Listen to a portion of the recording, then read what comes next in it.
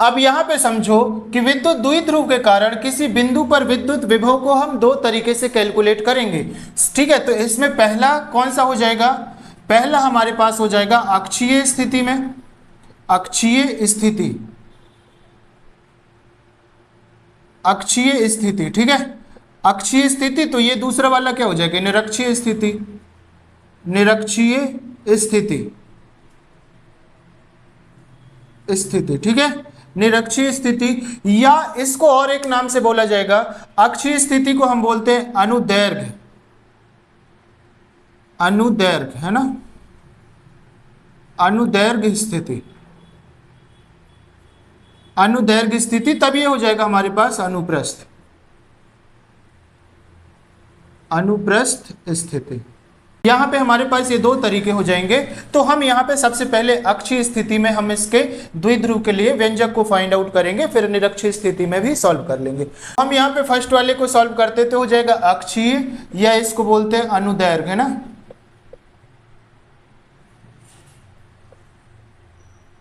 अनुदैर्घ्य।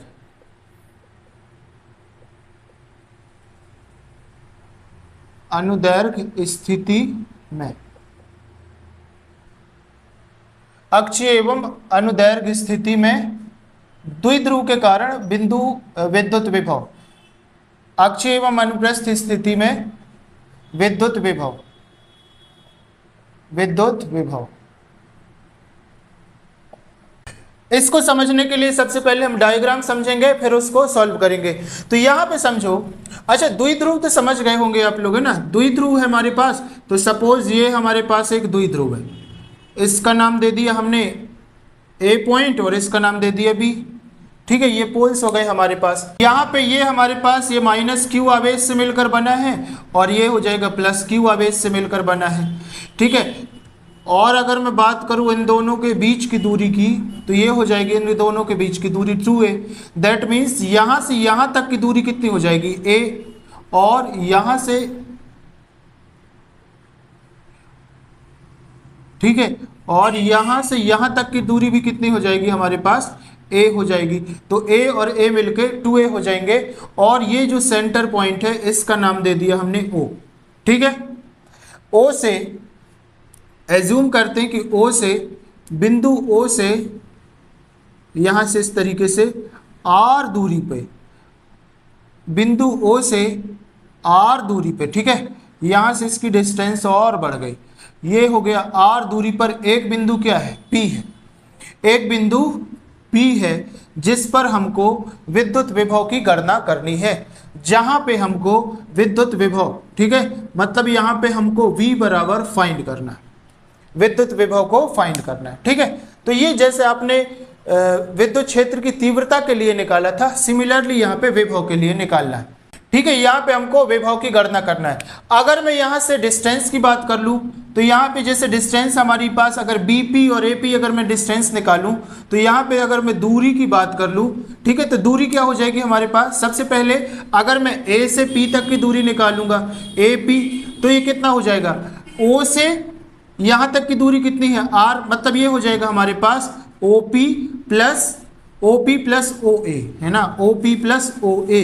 और बताइए O से P तक की दूरी कितनी है हमारे पास R, ठीक है, और ये हो जाएगा प्लस, O से P तक की दूरी कितनी है हमारे पास R, प्लस है तो प्लस, और O से A तक की दूरी, यहाँ से यहाँ तक की दूरी कितनी है हमारे पास A, that means R plus A, तो AP हो जाएगा हमारे पास R प्लस A। सिमिलरली अगर मैं BP निकालूं, ठीक है, यहाँ से B से P तक की डिस्टेंस निकालूं, तो BP क्या हो जाएगा हमारे पास, BP क्या हो जाएगा हमारे पास, तो ये हो जाएगा हमारे पास OP, ठीक है, ये हो जाएगा हमारे पास OP माइनस इतना कर देंगे OB।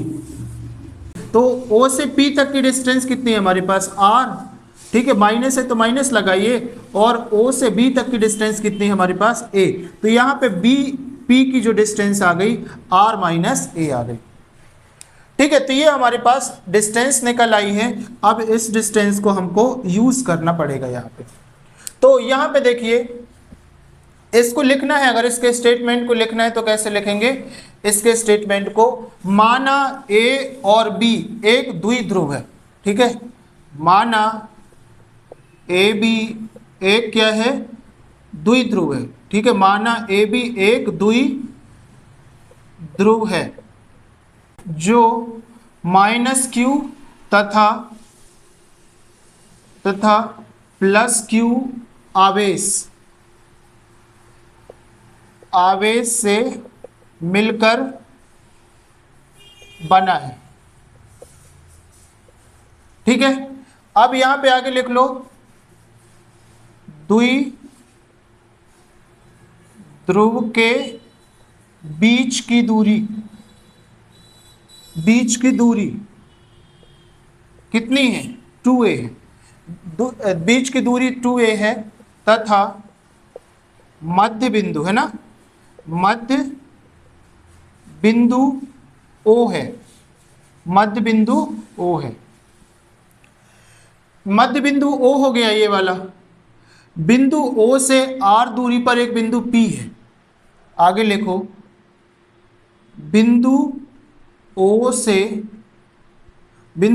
से R दूरी पर एक बिंदु क्या है, एक बिंदु, यहां पे लिखो एक बिंदु P है, एक बिंदु P है जहां पे जिस पर विद्युत विभव, मतलब V क्या करना है हमको, फाइंड करना है, ठीक है, विद्युत विभव फाइंड करना है। अब इसके लिए हम आगे सॉल्व करेंगे तो क्या हो जाएगा, यहां पे समझो +q आवेश के कारण बिंदु P पर विभव, यहां पे लिखो +q आवेश के कारण बिंदु P पर है ना, बिंदु P पर विभव, और विभव को हम किससे डिनोट करते हैं, V से। तो ये हो जाएगा हमारे पास V = 1/4πε0 into Q upon R, मतलब ये 1/4πε0 इंटू ये क्या हो जाएगा, दूरी क्या है हमारे पास, BP है ना, BP, ठीक है, ये हो गया। तो अच्छा ये कहाँ से आ रहा है, तो ये आपके पास पता है ना, जब हम ये निकाले तो जब हम विभव निकाले तो क्या होता है 1/4πε0 इंटू Q अपॉन दूरी, ठीक है, तो यहाँ से हो जाएगा हमारे पास ये दूरी, ठीक है, तो ये हो जाएगा हमारे पास दूरी। अब BP की वैल्यू क्या है यहाँ पे, तो BP की वैल्यू ये आप लोगों ने ऑलरेडी निकाल लिया है, ये है हमारे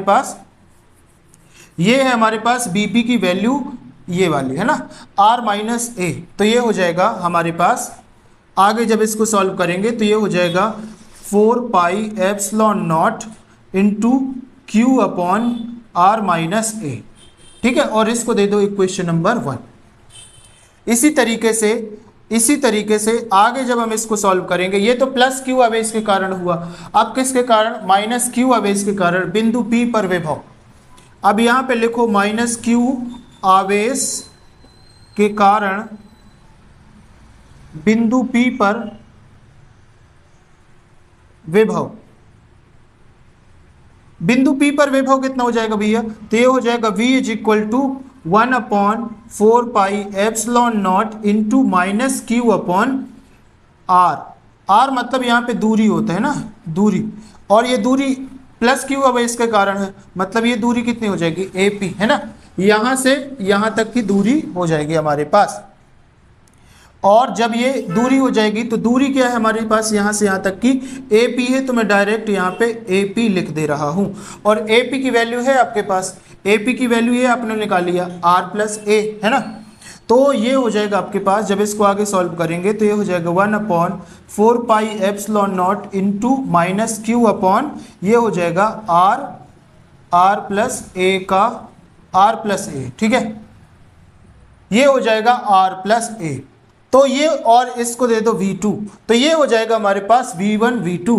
अब हमको क्या निकालना है, सिमिलरली सिंपल, अब हमको आगे क्या निकालना है, परिणामी विभव, ठीक है, इसको दे दो आप इक्वेशन नंबर 2, परिणामी विभव निकालना है। तो परिणामी विभव निकालने के लिए मैं ये वाले पोर्शन को थोड़ा सा रफ कर दे रहा हूँ ताकि हम आसानी से इसको सॉल्व कर सकें।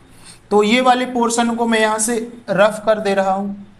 ठीक है, तो परिणामी विभव हम यहाँ पे क्या निकालेंगे, परिणामी विभव। तो ये हो जाएगा परिणामी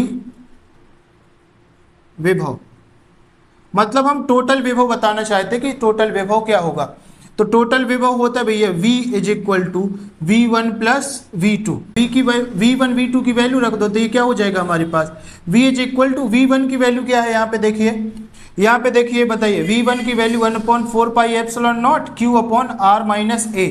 तो यहाँ पे हो जाएगा अपने पास 1/4 पाई एप्सिलॉन नॉट, यहाँ पे हो जाएगा Q R माइनस A। ठीक है, और प्लस है तो यहाँ पे प्लस लगाइए। V2 की वैल्यू बताइए जरा, V2 की वैल्यू हो जाएगी 1/4 pi epsilon not minus Q upon R plus A। तो ये हो जाएगा 1/4 pi epsilon naught into minus Q upon R plus A। ठीक है, ये हो जाएगा हमारे पास। अब यहाँ पे देखो सिंपल, ये वाली टर्म और ये वाली टर्म, ठीक है, क्या है, कॉमन है, और Q भी यहाँ पे कॉमन है, तो हम इसको कॉमन ले लेंगे। तो ये हो जाएगा हमारे पास V is equal to Q upon 4 pi epsilon naught into, यहाँ पे कितना बचेगा, ये इसको तो कॉमन ले लिया, तो यहाँ पे कितना बचेगा R माइनस A, और यहाँ पे ये वाला माइनस प्लस और माइनस, प्लस और माइनस क्या होता है, माइनस, और ये हो जाएगा 1/R प्लस A। ठीक है, ये ब्रैकेट कर दिया क्लोज। ठीक है, यहाँ पे कोई दिक्कत नहीं होगी। अब आगे देखो, V is equal to Q upon 4 pi epsilon naught, और ये हो जाएगा, जब इसको सॉल्व करेंगे तो एलसीएम लेना पड़ेगा, एलसीएम इसका और इसका लेंगे तो कितना हो जाएगा R माइनस A, और ये हो जाएगा R प्लस A हो जाएगा। जब इसको हम सॉल्व करेंगे तो मैंने आपको बताया था एलसीएम कैसे सॉल्व करना है, तो R माइनस A से कट जाएगा, और जो यहाँ पे बचेगा ऊपर मल्टीप्लाई कर दो, तो ये हो जाएगा R प्लस A माइनस, अब सिमिलरली R प्लस A से कट जाएगा, तो ऊपर क्या बचा यहाँ पे R माइनस A, तो उसका मल्टीप्लाई कर दो, तो ये हो जाएगा R माइनस A। ठीक है, R माइनस A, और इसको कर दो क्लोज। जब इसको हम आगे सॉल्व करेंगे तो ये हो जाएगा V is equal to Q upon 4 pi epsilon naught, और ये लगेगा यहाँ पे ब्रैकेट, ये हो जाएगा R प्लस A, यहाँ पे हमने ब्रैकेट खोल दिया है ना, R प्लस A, और इस वाले पे देखिए, इसका इसमें मल्टीप्लाई हो जाएगा तो माइनस R हो जाएगा, और माइनस हो जाएगा प्लस, और ये हो जाएगा A हमारे पास, और यहाँ पे हो जाएगा R माइनस A, और ये हो जाएगा R प्लस A, और ये हो जाएगा हमारे पास ब्रैकेट क्लोज। अब यहाँ पे ध्यान से देखो आप, ये प्लस का R, ये माइनस का R, तो ये तो कट गया। अब देखो, इसको आगे सॉल्व करने के लिए हमारे पास फिर जगह कम हो गई है, तो इस वाले पोर्शन को आई थिंक सो कि ये आपको समझ में आ गया होगा, तो इसका आप एक स्क्रीनशॉट ले लो, फिर इसके बाद मैं यहाँ पे सॉल्व करा दे रहा हूँ। तो हम इसको जल्दी से मिटा लेते हैं। मैं उम्मीद करता हूँ कि आप लोगों ने स्क्रीनशॉट ले लिया होगा। ठीक है, तो मैं इसको यहाँ से रफ कर दे रहा हूँ, क्योंकि ये अभी अपने काम का नहीं।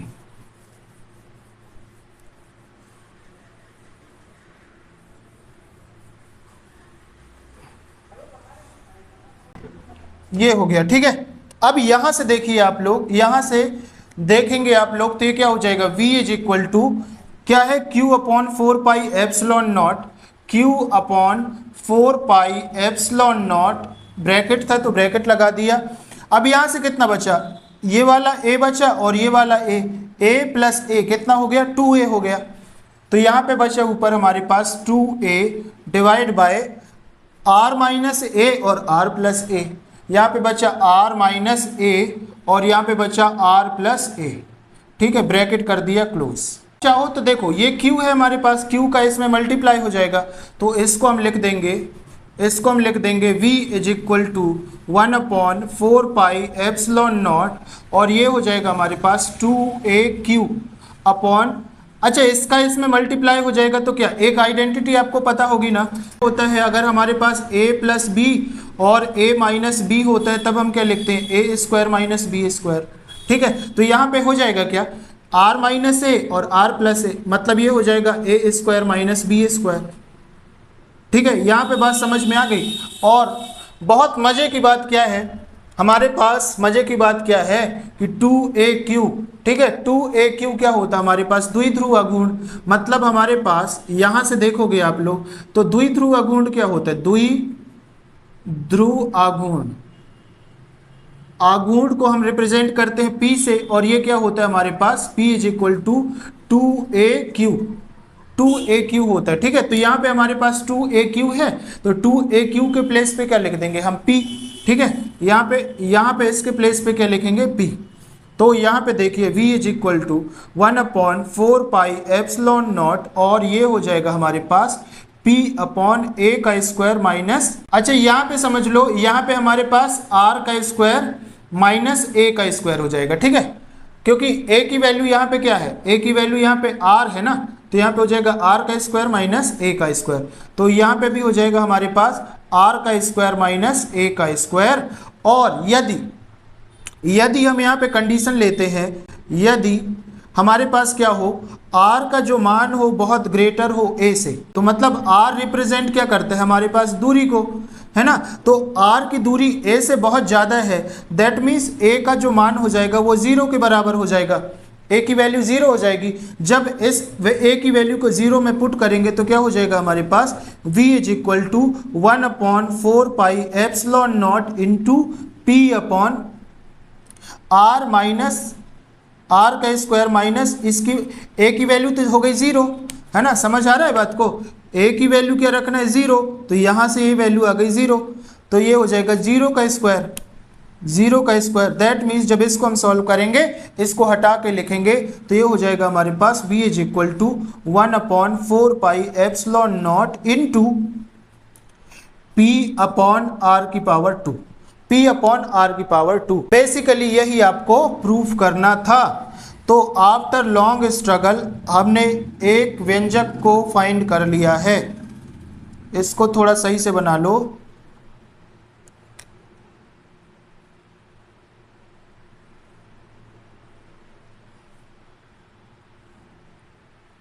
आफ्टर लॉन्ग स्ट्रगल हमने एक व्यंजक को प्रूफ कर लिया है, और v है हमारे पास, ठीक है। तो इसका ऐसा यूनिट क्या होता है, वोल्ट,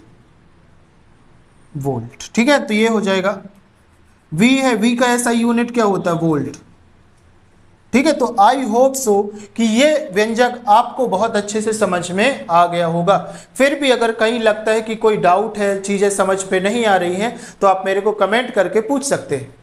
तो दोस्तों यदि वीडियो आपको अच्छा लगा हो तो वीडियो को लाइक करिए, चैनल को सब्सक्राइब करिए, और हाँ, यदि आप पहली बार देख रहे हैं तो बेल आइकॉन जरूर प्रेस करें, ताकि हमारे पास क्लास 12th के सारे इंपॉर्टेंट वीडियोस आपको सीक्वेंस वाइज मिलते जाएंगे, ठीक है। तो बस आज के वीडियो में इतना ही, मिलते हैं नेक्स्ट वीडियो में। जय हिंद, वंदे मातरम।